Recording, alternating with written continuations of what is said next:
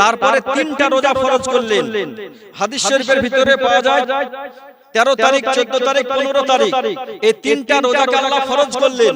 এই 3টা রোজাকে ক্যান্সেল করার পর আল্লাহ পাক এই রমজান মাসের 1 মাস রোজা ফরজ করলেন। ফেরেশতা 4টি মাথা আলাদা আলাদা কাজ করে, একই 4টা মাথাতে একই রকমের কাজ সেটা নয়।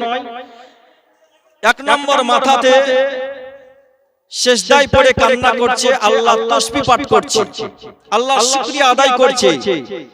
দ্বিতীয় নাম্বার মাথা, প্রথম নাম্বার মাথা থেকে দ্বিতীয় নাম্বার মাথা 80,000 বছরের রাস্তা, আর ওই রাস্তায় ওই জাহান্নামের দিকে গেটের দিকে আছে। আর যারা জাহান্নামে আল্লাহর বান্দা বান্দীরা প্রবেশ করবে আর ওদেরকে দেখে আফসোস করে, দুঃখ করে, হায় রে আল্লাহর বান্দা বান্দি, এতদিন ধরে দুনিয়াতে থাকার পর জান্নাতে যাওয়ার কাজটা করতে পারোনি কো, তাই দেখে আফসোস করতে থাকে। অপর মাথাটা জান্নাতের গেটের দিকে, যারা জান্নাতি হবে, যারা জান্নাতে যখন প্রবেশ করবে তাদেরকে দেখার পর অত্যন্ত খুশি করে। আর চতুর্থ নাম্বার মাথা, ওই মাথাটা সিজদায় পড়ে কান্না করছে কি আল্লাহ রব্বি হাবলি উম্মতি, নবীর উম্মতের জন্য কান্না করতেছে, যারা পবিত্র রমজান মাস পেল আর রোজা রাখলো, তাদের আল্লাহ তুমি গুনাহকে ক্ষমা করো। জোরে বলো সুবহানাল্লাহ। আল্লাহর ফেরেশতারা পর্যন্ত নবীর উম্মতির জন্য পাগল। তো বেরাদার, আমরা যদি সঠিক কাজ করতে পারি তো নবীর উম্মতি আমাদের জন্য পাগল হয়ে যাবে।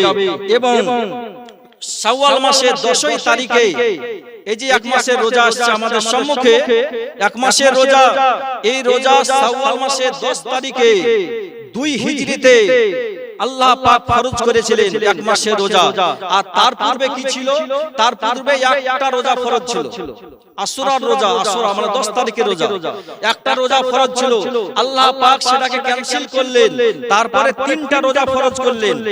হাদিস শরীফের ভিতরে পাওয়া যায় 13 তারিখ, 14 তারিখ, 15 তারিখ এই 3টা রোজাকে আল্লাহ ফরজ করলেন। এই 3টা রোজাকে ক্যান্সেল করার পর আল্লাহ পাক এই রমজান মাসের 1 মাস রোজা ফরজ করলেন। আর আল্লাহর নবীর একজন সাহাবী, আল্লাহর নবীর একজন সাহাবী মানে ইফতার করার পর, নামাজ পড়ার পর ঘুমিয়ে গেছিলেন। তখন 3টা রোজা ফরজ ছিল, ঘুমিয়ে গেছিলেন। মানে বিবিকে জিজ্ঞাসা করলেন খাবার দাও, ইফতারের পর নামাজ পড়ার পর খাবার চাইলেন, তো বললে কি এখন তো খাবার এখনো তৈরি হয়নি, তো আপনি একটু আরাম করেন, আমি খাবারটা তৈরি করছি। এই বিবি খাবার তৈরি করতে গেছে আর সাহাবী রাসূল এদিকে বিছানায় আরাম করতে যে ঘুমিয়ে গেছে। ঘুম চলে এসেছে, সারা দিন খাটাখাটনি শরীর ক্লান্ত ছিল, ঘুমটা চলে এসেছিল। আর এই সাহাবী ঘুমিয়ে গেছেন। বিবি যখন খাবার তৈরি করা হলো, বিবি আসার পর দেখছেন স্বামীকে ডাকলেন, সাহাবী রাসূলকে ডাকলেন, তো ঘুমিয়ে গেছেন। ঘুম থেকে উঠলেন, উঠার পর যে বিবি আমার জন্য খাবার তো হারাম, কারণ হচ্ছে আমি তো ঘুমিয়ে গেছিলাম আর খাবার তো খাওয়া হবে না গো। তো সাহাবী রোজা করে রেখে নিলেন, সাহাবী রোজা ধরে নিলেন। আবার দ্বিতীয় দিন ইফতারের টাইমে ইফতার করলেন। শরীরটা দিনে অত্যন্ত কমজোর হয়ে গিয়েছিল। এদিকে প্রথম দিন খাটাখাটনি শরীর, দ্বিতীয় দিন সেহরি করতে পেলেন না গো, খাওয়া দাওয়া ভালো হলো না গো, আবার কাজ করাতে শরীর ক্লান্ত হয়েছিল। আল্লাহর নবীর দরবারে উপস্থিত হলেন, ইয়া রাসূলুল্লাহ, ইয়া হাবিবাল্লাহ, ইয়া রাসূলুল্লাহ, ইয়া হাবিবাল্লাহ, আমার এরকম ঘটেছিল, এই কারণে আমি ইফতারের পর খাওয়া আমার হয়নি গো, সেহরি খাওয়া হয়নি গো, আমি এশার আগে ঘুমিয়ে গেছিলাম মাগরিবের পর। আল্লাহর নবী খোদার দরবারে প্রার্থনা করেছিলেন।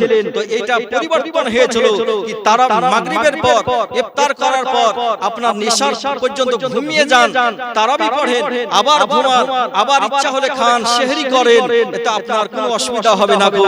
আল্লাহর নবী সুপারিশ করার কারণে যারা নবীকে মানতে চায় না গো, তাহলে তারাকে ইফতার করার পর ঘুমানো চলবে না গো, একবারে খাওয়া দাওয়া কমপ্লিট করতে হবে, তারপরে একবার দ্বিতীয় দিন আবার সে ইফতার করবে।